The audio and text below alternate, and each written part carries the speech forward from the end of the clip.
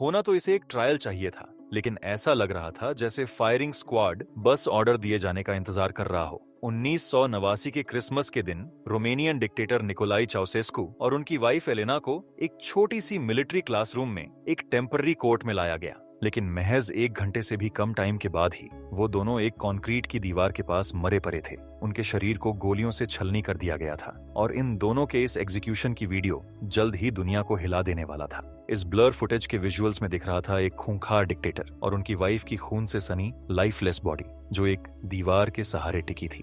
लेकिन एक तानाशाह एक देश पर क्रूर शासन करने से लेकर 1 घंटे से भी कम समय में गोलियों से भून दिए जाने तक कैसे पहुंच जाता है, और किसी देश को उस एग्जीक्यूशन की सजा को दुनिया के सामने ब्रॉडकास्ट करने की जरूरत क्यों महसूस होती है? तो निकोलाई चाउसेस्कू के सत्ता तक पहुंचने का रास्ता चालाकी और पॉलिटिकल अपॉर्चुनिज्म से भरा हुआ था। वो 1918 में किसान माता पिता के घर पैदा हुए और जब टीनेजर थे तो उस समय के इलीगल कम्युनिस्ट पार्टी को ज्वाइन किया और अपनी पॉलिटिकल एक्टिविटीज की वजह से कई सालों तक जेल में रहे।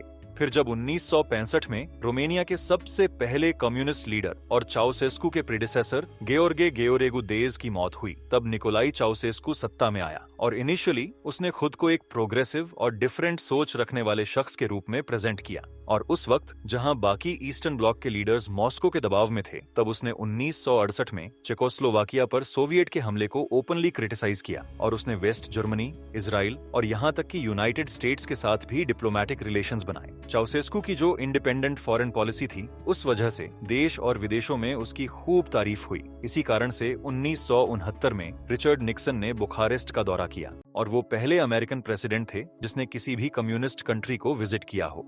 क्वीन एलिजाबेथ II ने बकिंघम पैलेस में उसका स्वागत किया और उसे ऑनरेरी नाइटहुड टाइटल से सम्मानित भी किया। और कुछ वक्त के लिए तो रोमेनिया वॉशिंगटन का फेवरेट कम्युनिस्ट स्टेट भी रहा था। और चाउसेस्कू ने इसी सिचुएशन का फायदा उठाकर अपने लिए फेवरेबल ट्रेड डील्स और इंटरनेशनल लोन्स भी हासिल किए थे। लेकिन निकोलाई चाउसेस्कू के इन फॉल्स डिप्लोमेटिक चार्म के पीछे आम रोमेनियन लोगों के लिए एक कड़वी सच्चाई छिपी थी, जहां वो वेस्ट कंट्रीज के सामने खुद को एक प्रोग्रेसिव लीडर के रूप में दिखा रहा था। वहीं दूसरी तरफ चाउसेस्कू ईस्टर्न यूरोप की सबसे ज्यादा दमनकारी शासन व्यवस्था बनाने की तैयारी भी कर रहा था। और 1971 में जब चाउसेस्कू नॉर्थ कोरिया और चाइना के दौरे पर गया, तो उसी दौरान नॉर्थ कोरियाई सुप्रीम लीडर किम इल सुंग और चाइना में माओ जेडोंग से मिला और दोनों से वो इतना इंस्पायर हुआ कि इसके बाद तो निकोलाई और एलेना ने खुद की पर्सनालिटी को एक एक्सट्रीम में बदल दिया, अपने इर्द गिर्द एक मैसिव कल्ट खड़ा कर लिया। अब उसने खुद को दिखावटी टाइटल्स दिया, जैसे कॉन्डुकटोर, लीडर, जीनियस ऑफ द कार्पेथियंस, बाकी और भी कई सारे। हालांकि इन सब में चाउसेस्कू का पसंदीदा टाइटल कॉन्डुकटोर था, मगर डिक्टेटर्स के लिए ये कोई ओरिजिनल या नया टाइटल नहीं था, क्योंकि इससे पहले भी एक और रोमेनियन डिक्टेटर इयोनन एंटोन्स्क्यू, जिसने हिटलर के साथ अलायंस बनाया था, उसने भी खुद के लिए कॉन्डुकटोर ऑफ रोमेनिया के नाम का ही इस्तेमाल किया था। खैर, रोमेनिया में उसके portraits public building, schools, work place हर जगह पर लगे हुए थे। रोमेनियन टेलीविजन पर घंटों तक उसके फैक्ट्रीज के विजिट्स, फॉरेन गेस्ट से मिलते हुए और उनका स्वागत करते हुए या उसके लंबे भाषणों की फुटेज दिखाई जाती थी। उसका बर्थडे नेशनल हॉलिडे बन गया, जिसे बड़े स्केल पर मास परेड और उसके ऑनर में लिखी गई कविताओं के साथ मनाया जाने लगा था। कॉन्डुकटोर के रोमेनिया में समाचार और सच को स्ट्रिक्टली मॉनिटर और कंट्रोल किया जाता था। इस टाइम तक जहां दूसरे कम्युनिस्ट कंट्रीज ने अपने यहाँ थोड़ा बहुत इकोनॉमिक रिफॉर्म्स शुरू कर दिया था, वहीं चाउसेस्कू ने अपने स्ट्रिक्ट सेंट्रलाइज्ड प्लानिंग पर 2 गुना जोर देना शुरू किया।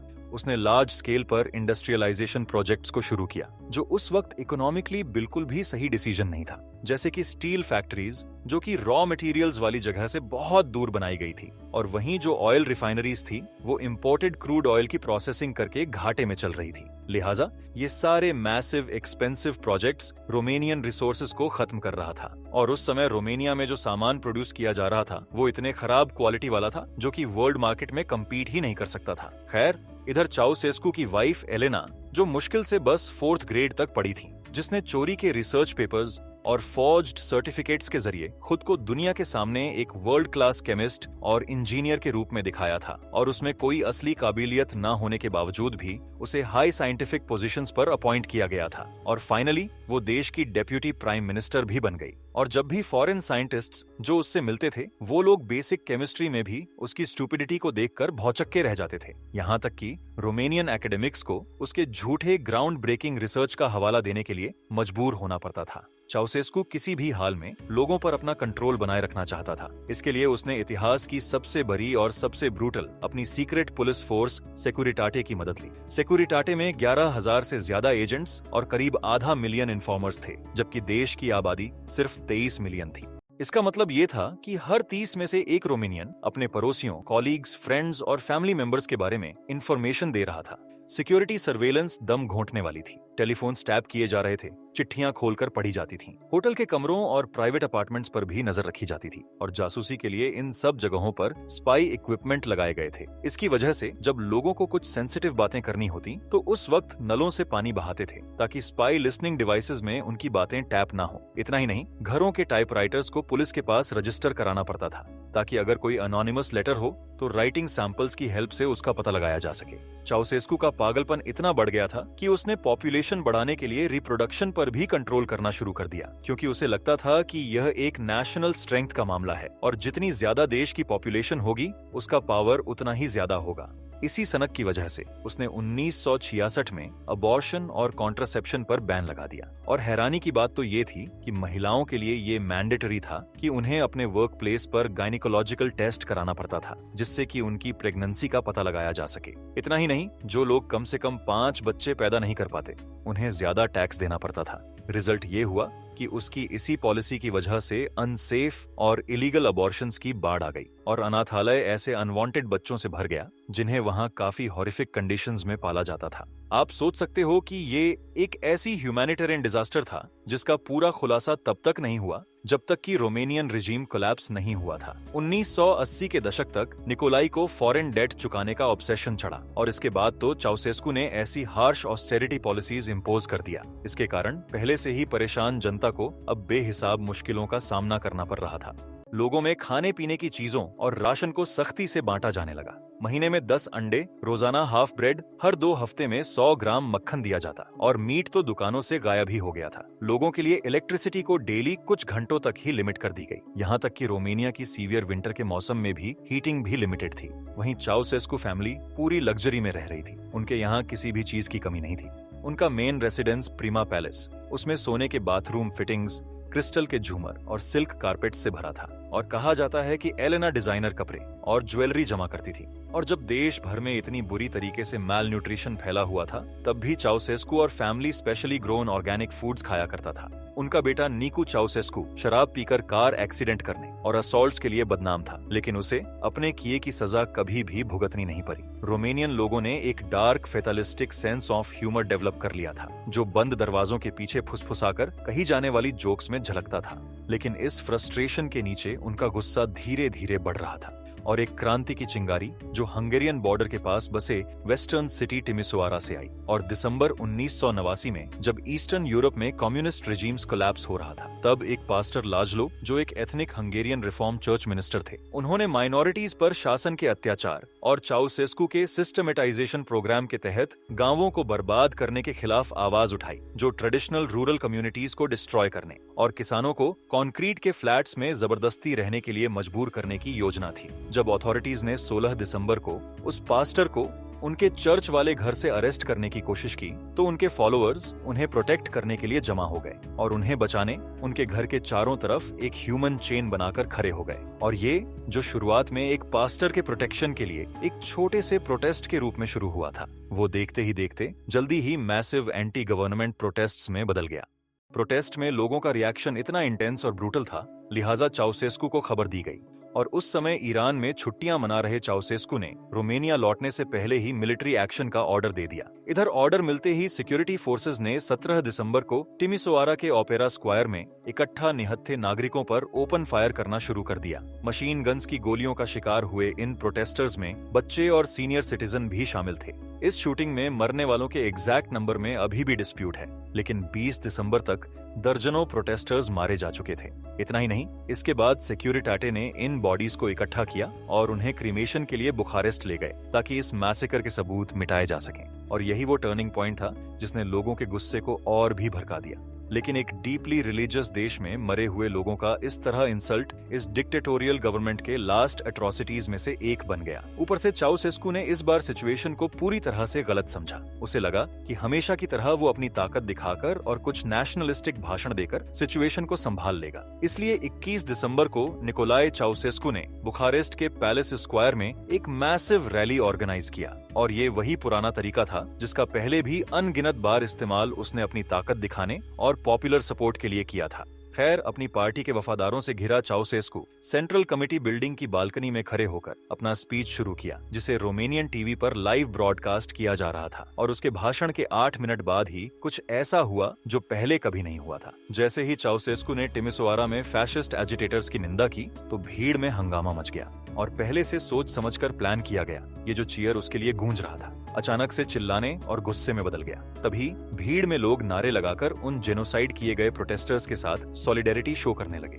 और 24 सालों में पहली बार रोमेनियन लोगों ने पब्लिकली अपने लीडर को रिजेक्ट किया था। और इस पल में चाउसेस्कू के चेहरे का एक्सप्रेशन उसकी अंदर की पूरी कहानी बयां कर रहा था। एक तानाशाह जिसे अचानक से समझ आ रहा था कि सत्ता पर से उसकी पकड़ छूट रही है। उसके चेहरे पर कॉन्फिडेंस से लेकर कंफ्यूजन और फिर डर में बदलने का भाव साफ दिख रहा था। लेकिन कुछ ही सेकंड्स में वो भीड़ को शांत करने की कोशिश में अपना हाथ उठाता है, जबकि उसकी वाइफ एलेना उसे भीड़ से बात करने के लिए कहती सुनाई देती है। तभी लाइव ब्रॉडकास्ट अचानक बंद कर दिया जाता है। लेकिन नुकसान तो हो चुका था। रोमेनियन टेलीविजन पर लाइव दिख रहा था कि अब उसका जादू टूट चुका है और शाम होते होते पूरे बुखारेस्ट में दंगे भड़क उठे थे। बड़ी संख्या में यंग प्रोटेस्टर्स यूनिवर्सिटी स्क्वायर में जमा हो गए, बैरिकेड्स लगाया और चाउसेस्कू रेजिम खत्म करने की डिमांड करने लगे। और इन सब में क्रूशियल मोड़ तो तब आया जब डिफेंस मिनिस्टर वासिले मिलेया ने चाउसेस्कू के उस ऑर्डर को मानने से मना कर दिया जिसमें सिविलियंस पर गोली चलाने के लिए कहा गया था। इससे गुस्साए चाउसेस्कू ने मिलेया को देशद्रोह के आरोप में एग्जीक्यूट करवा दिया और रेडियो पर अनाउंस किया कि मिनिस्टर ने आत्महत्या कर ली है। मिलेया की मौत के बाद आर्मी ने इस रेवोल्यूशन का सपोर्ट करना शुरू किया। आर्मी यूनिट्स प्रोटेस्टर्स के साथ जुड़ने लगी। सोल्जर्स ने अपने यूनिफॉर्म से कम्युनिस्ट सिंबल उतार दिया। डेमोन्स्ट्रेशंस को कुचलने के लिए भेजे गए टैंक अब प्रोटेस्टर्स को प्रोटेक्ट कर रहे थे। दूसरी तरफ चाउसेस्कू के लिए लॉयल सिक्योरिटाटे फोर्स अब संख्या और हथियार दोनों में कम पड़ने लगे थे। और 22 दिसंबर की सुबह जब रेवोल्यूशनरी सेंट्रल कमेटी हेडक्वार्टर्स में घुसे तो चाउसेस्कू पैनिक में वहां से भाग गया और टीवी कैमराज ने वो नजारा कैद किया जब एक हेलीकॉप्टर उस बिल्डिंग की छत से उड़ान भर रहा था जो दशकों तक कम्युनिस्ट पावर का सेंटर रहा था। और वहीं से तानाशाह सचमुच अपनी जान बचाने के लिए भाग रहा था, लेकिन उसके भागने का प्लान जल्दी ही फेल हो गया और मजबूरी में पायलट ने दोनों को बुखारेस्ट से लगभग 50 मील नॉर्थ वेस्ट में एक सड़क के किनारे उतार दिया। डिक्टेटर को अब सड़क पर जाती हुई गाड़ियों से लिफ्ट मांगने को मजबूर होना पड़ा। इसके लिए निकोलाई थोड़ी देर के लिए जंगल में छिपा, जबकि एलेना एक गुजरती कार को रोकने लगी। कार एक लोकल शख्स का था जिसने उन्हें लिफ्ट दिया, लेकिन जल्दी ही उन्हें पहचान भी लिया। इसीलिए वो शख्स उन्हें चाउसेस्कू के बताए गए जगह तक ले जाने के बजाय सीधे नजदीक के एक इंडस्ट्रियल प्लांट में ले गया, जहां उन्हें तब तक रोक कर रखा गया जब तक आर्मी नहीं पहुंची। इसके बाद चाउसेस्कू को टार्गोविस्टे के एक मिलिट्री बेस पर ले जाया गया और 3 दिनों तक वहीं रखा गया, जबकि दूसरी तरफ रोमेनिया में लड़ाई लगातार अब भी जारी थी। अब सोचना ये था कि चाउसेस्कू का क्या करना है। इसलिए नेशनल सेवेशन फ्रंट, जो अभी इस जल्दबाजी में बनी एक रेवोल्यूशनरी सरकार थी और जिसे फॉर्मर कम्युनिस्ट ऑफिशियल योन इलियेस्कू चला रहे थे, वो अब एक बड़े डिलेमा में थे कि इस हटाए गए तानाशाह के साथ क्या किया जाए। बाहर सिचुएशन अभी भी बहुत वोलेटाइल बनी हुई थी। वहीं सिक्योरिटाटे के वफादारों ने बुखारेस्ट और दूसरे शहरों की सड़कों पर सेना के यूनिट्स और प्रोटेस्टर्स से लड़ाई खत्म नहीं की थी और जो सिक्योरिटाटे के स्नाइपर्स थे वो भी लोगों को निशाना बना रहे थे। इस तरह मरने वालों की संख्या हर घंटे बढ़ती ही जा रही थी। वहीं ये भी डर था कि सिक्योरिटाटे के स्पेशल फोर्सेस शायद चाउसेस्कू को रेस्क्यू करने और उन्हें वापस पावर में लाने की कोशिश कर सकते हैं। इसीलिए क्राइसिस के इस माहौल में नए लीडर्स ने फैसला किया कि एक रैपिड ट्रायल और एग्जीक्यूशन ही सिचुएशन को स्टेबलाइज करेगा और किसी भी तरह के काउंटर कू की उम्मीद को ही खत्म कर देगा। जैसा कि इलियेस्कू ने बाद में कहा था कि इस मुकदमे की जरूरत इसलिए थी ताकि सड़कों पर चल रही लड़ाई को खत्म किया जा सके। खैर, 1989 के क्रिसमस के दिन टार्गोविस्टे गैरिसन की क्लासरूम में जल्दी में एक मिलिट्री ट्राइब्यूनल का फॉर्मेशन किया गया और पूरे प्रोसीडिंग को एक ही कैमरे से रिकॉर्ड किया गया ताकि ये प्रूव हो सके कि जस्टिस हुआ है। एक चार्जशीट जल्दीबाजी में तैयार किया गया जिसमें चाउसेस्कू फैमिली को जेनोसाइड के लिए एक्यूज किया गया। हालांकि इस सर्कमस्टेंसेस को देखते हुए ये एक कंट्रोवर्शियल लीगल चार्ज था और इसके साथ उस पर सत्ता को कमजोर करने नेशनल इकोनॉमी को डिस्ट्रॉय करने और फॉरेन बैंक्स में $1 अरब के इलीगल एसेट्स जमा करने का आरोप लगाया गया। खैर, चाउसेस्कू पर लगाया गया ये एक ऐसा क्लेम था जिसके लिए कभी कोई एविडेंस नहीं दिया गया और इधर डिफेंडेंट्स के पास तैयारी करने का वक्त नहीं था। उनके डिफेंस लॉयर कॉन्स्टेंटिन लुसेस्कू को ट्रायल शुरू होने से कुछ मिनट पहले ही अपॉइंट किया गया था और इस ट्रायल को देखकर ऐसा लग रहा था कि डिफेंस लॉयर अपने क्लाइंट्स की बजाय प्रोसिक्यूशन के साथ मिलकर काम कर रहा हो। पूरे ट्रायल में लगभग हर उस प्रिंसिपल को ब्रीच किया गया जो रोमेनियन या इंटरनेशनल लॉ में माना जाता है। चाउसेस्कू ने इस कोर्ट की लेजिटिमेसी को मानने से इनकार कर दिया और कहा, मैं इस तख्तापलट को रिकॉग्नाइज नहीं करता। मैं रोमेनिया का प्रेसिडेंट हूँ और मैं सिर्फ ग्रैंड नेशनल असेंबली के लिए आंसरेबल हूँ। चाउसेस्कू ने बार बार कहा कि सिर्फ संसद ही उन पर मुकदमा चला सकती है और कॉन्स्टिट्यूशन के अकॉर्डिंग चाउसेस्कू की बात टेक्निकली सही भी थी, लेकिन जो वहाँ का माहौल था उसमें इन बातों का कोई स्पेशल सिग्निफिकेंस था नहीं और ना ही कोई सुनना ही चाहता था शायद। ट्रायल के वक्त एलेना अपने हस्बैंड से भी ज्यादा रिबेलियस और रेजिस्ट थी। एक पॉइंट पर तो उसने जजेस पर चिल्लाते हुए कहा कि मैंने तुम्हें एक माँ की तरह पाला है, तुम जज नहीं हो, तुम बस एक नाटक के एक्टर्स हो। और एलेना ने सोशलिज्म के डिफेंड के लिए वर्किंग क्लास को हथियार न देने के लिए चाउसेस्कू को क्रिटिसाइज भी किया और जब उससे गवर्नमेंट डिसीजंस में उसके रोल के बारे में पूछा गया तो उसने इन सवालों के जवाब देने से भी मना कर दिया। खैर, 1 घंटे से भी कम समय की केओटिक केओस के बाद दोनों चाउसेस्कू को सभी चार्जेस में गिल्टी पाया गया और फायरिंग स्क्वाड द्वारा मौत की सजा सुना दी गई। उन्हें किसी भी तरह की अपील का कोई ऑप्शन नहीं दिया गया और एग्जीक्यूशन भी तुरंत ही होना था। यहाँ क्लियरली ये दिख रहा था कि ये नॉर्मल जुडिशियल प्रोसीजर का साफ साफ वायलेशन था, लेकिन ट्रिब्यूनल को यह जरूरी लगा और जैसे ही उन्हें ले जाया जाने लगा तब निकोलाई को आखिरकार हकीकत का एहसास हुआ।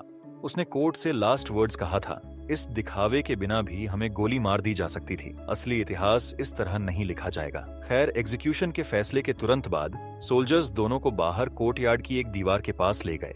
निकोलाई चाउसेस्कू ने एलेना के साथ मरने की इच्छा जताई और कहा कि उनके हाथ खुले रहने दे, मगर उनके हाथ बांधे गए। उन्होंने यह भी मांग की कि उनके पर्सनल बिलोंगिंग्स उनके बच्चों को भेज दिया जाए, जबकि उन्हें ये नहीं पता था कि उनके तीनों बच्चे ऑलरेडी कस्टडी में हैं। एग्जीक्यूशन के लिए एक दीवार को आनन फानन में चुना गया था, वहीं गैरिसन के बाथरूम की एक साइड वॉल, एक ह्यूमिलिएटिंग आखिरी जगह उस आदमी के लिए जिसने दुनिया की सबसे बड़ी एडमिनिस्ट्रेटिव बिल्डिंग्स में से एक को खुद के लिए मॉन्यूमेंट के तौर पर बनवाया था। इसके बाद सोल्जर्स ने दीवार से टिकाकर एक मेटल बेड फ्रेम लगाया ताकि गोलियां दीवार से टकराकर वापस न आए। जब सोल्जर्स ने एलेना के हाथों को रस्सी से बांधा तो वो सोल्जर्स पर चिल्लाते हुए बोल रही थी, हमें मत बांधो, हमें ऐसे ह्यूमिलिएट मत करो। उसका ये इनफेमस गुस्सा जिसने दशकों तक गवर्नमेंट ऑफिशियल्स को डरा रखा था और ये उसके आखिरी पल तक भी कायम था। और एग्जीक्यूशन स्क्वाड टीम में 3 वॉलंटियर पैराट्रूपर्स शामिल थे, captain Ionel Boeru, sergeant major Jorgan Octavian और डोरिन मैरियन सीएलन। इन सबों के पास स्टैंडर्ड इश्यू 7.62 mm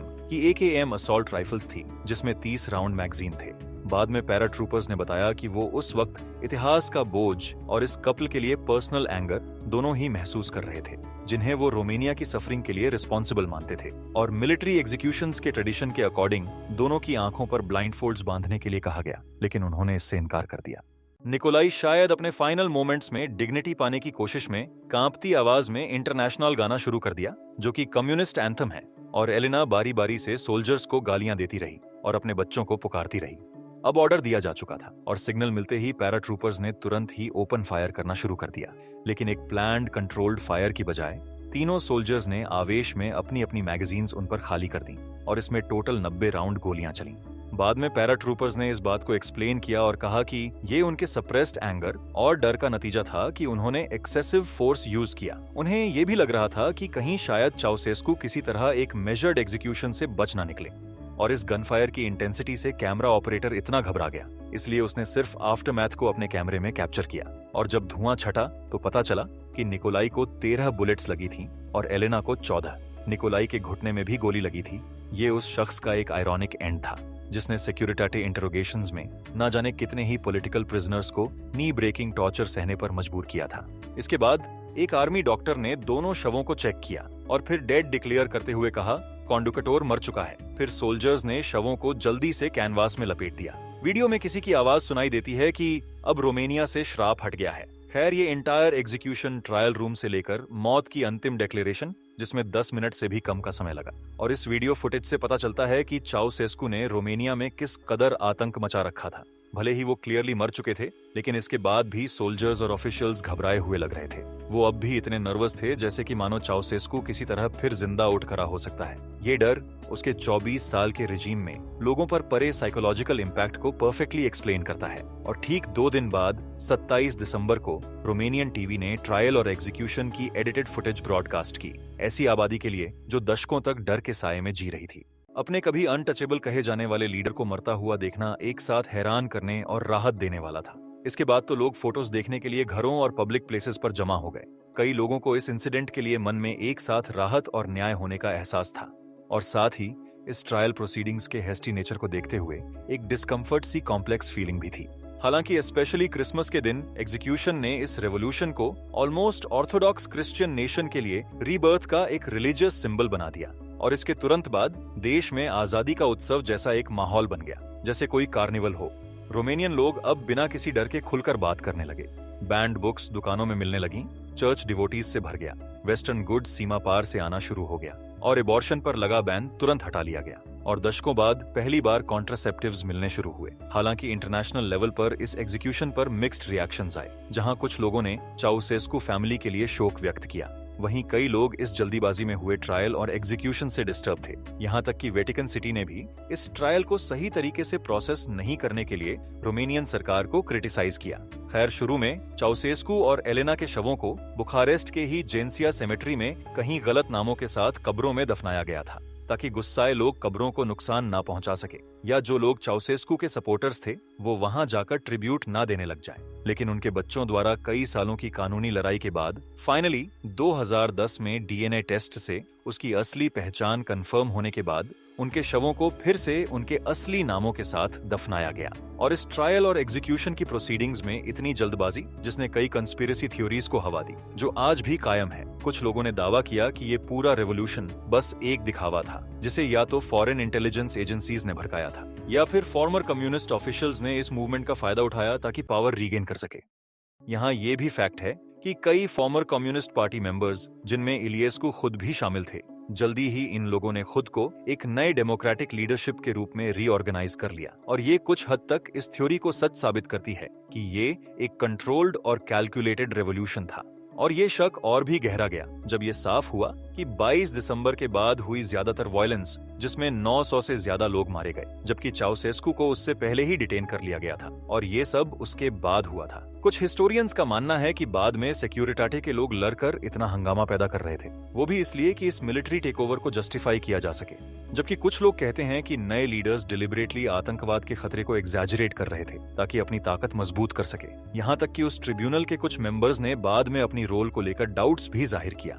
ट्रिब्यूनल के एक जज ने 2009 में एक इंटरव्यू में कहा कि हमारे पास मॉरलिटी पर सोचने का वक्त नहीं था, हम उस समय स्टेट ऑफ वॉर में थे और उसी हिसाब से काम किया। लेकिन फिर भी ये सवाल मेरे मन में आता है कि क्या हमने सही किया या नहीं। इसी बीच चाउसेस्कू एरा के जख्म अभी भी रोमेनियन सोसाइटी को अफेक्ट करते रहे हैं। बच्चों को नोटोरियस ऑर्फनेजेस से रिलीज किया गया। हजारों फैमिलीज सिक्योरिटाटे के इन्फॉर्मर्स की वजह से बिखर गए थे। उसके सिस्टमेटिक प्रोग्राम से हुई कल्चरल और आर्किटेक्चरल डिस्ट्रक्शन और लेगेसी ऑफ करप्शन जो उसके शासन के दौरान बढ़ी थी, ये सारी चीजें आज भी मॉडर्न रोमेनिया को इम्पैक्ट करती हैं। चाउसेस्कू का अंत स्विफ्ट, पब्लिक और अनफॉरगेटेबल था। जिस इंसान ने 1100 कमरों वाला महल बनवाया था, उसने एक बाथरूम के बगल में एक गंदी दीवार के सहारे अपनी जान दे दी। इसलिए जल्दबाजी में किया गया ये ट्रायल हमें सीरियस क्वेश्चन को कन्फ्रंट करने के लिए मजबूर करता है। और सबसे बड़ा सवाल ये है कि क्या रेवोल्यूशनरी जरूरत के लिए सही प्रोसेस को सैक्रिफाइस किया गया, या ये बस एक बदला था जिसे न्याय के नाम का जामा पहनाया गया था। सच्चाई जो भी हो, लेकिन फिर भी उन आखिरी तस्वीरों की सिंबॉलिक पावर को नकारा नहीं जा सकता। सर्दियों की कोट पहने बेबस और पथेटिक हालत में तानाशाह और उनकी वाइफ, जिसने 24 सालों तक रोमेनिया को डर के साये में रखा, वो अपने लास्ट मोमेंट में भी उस ट्रिब्यूनल के अगेंस्ट चिल्ला रहे थे जिसे वो डरा नहीं सकते थे।